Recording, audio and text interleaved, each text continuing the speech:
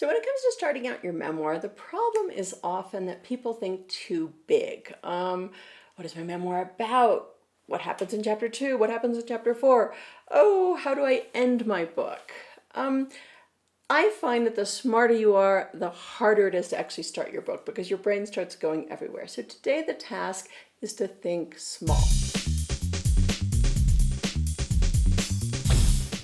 I want you to think about a single story you have to tell. I want you to think about a single scene.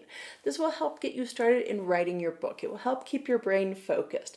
One story, that's all you have to write today. So for today, your task is to think small. Let me give you an example of a story that's way too big. My story about learning I'm bipolar. Okay, that's way too big a story. What could you do instead? How do you start out your memoir? The day I got my diagnosis, the day I told my mother, the day I spoke to my therapist and realized I needed to take lithium. Whatever it is, I want you to think small. Let me give you another example of a story that's way too big. Recovering from the loss of my husband.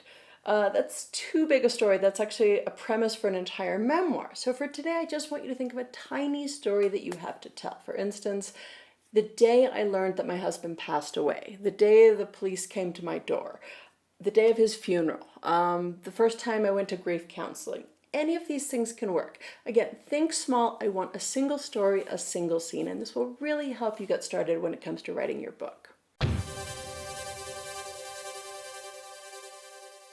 So let me just give you a few more examples of stories you might want to tell. The first time I tried gazpacho, the day I learned to swear in Swahili.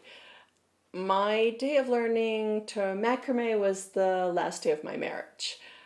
The time I got dengue. It really doesn't matter what you want to write about. The point is to think small, start telling us a story, and just begin writing. I'm Wendy Dale. I will talk to you next time. Happy writing!